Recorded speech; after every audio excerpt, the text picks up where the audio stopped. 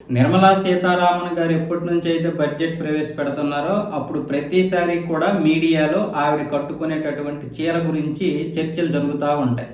ఆ చీర వెనక కథ ఏంటి, ఆ చీర ఎందుకు కట్టుకున్నారు, దాని వెనక ఏమైనా కారణాలు ఉన్నాయా, ఈ కలరే ఎందుకు కట్టుకున్నారు అని.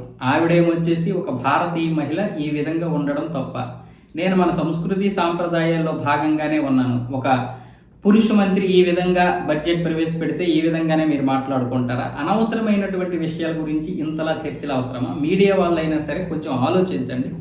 దీని గురించి మాట్లాడాల్సిన అవసరం ఏముంది? బడ్జెట్లో ఏం మంచిలు పెట్టాను, లేకపోతే ఏదైనా సమస్యలు ఉన్నాయా, బడ్జెట్ విషయం ఏంటి, దేని గురించి మనం బడ్జెట్ పెట్టుకుంటున్నాం, ఈ బడ్జెట్ వల్ల దేశం ఏ విధంగా ముందుకు వెళ్తుంది, ఇలాంటివి మాట్లాడుకోవాలి. కానీ ఇలా పనికిరాని విషయాలు మాట్లాడుకుంటే బడ్జెట్లో ఉన్నటువంటి అసలు విషయాలు మనం కోల్పోతామని కూడా మీడియాతో ఆవిడ అసహనం వ్యక్తం చేశారు. కానీ ఇక్కడ మీడియా మాత్రం ఆవిడ జరీ అంచు చీర కట్టారు, పలానా కాంచీపురం చీర కట్టారు, ఈ చీర కట్టడానికి ప్రధాన కారణం రేపు రాబోయే తమిళనాడు ఎన్నికలు ఉన్నాయని కాంచీపురం చీర కట్టారు అని ఇప్పుడు మీడియా పెద్ద దీనిగా రాసేస్తుంది. అక్కడ నేషనల్ మీడియా అలాగే ఉంది, మన సోషల్ మీడియా అలాగే ఉంది.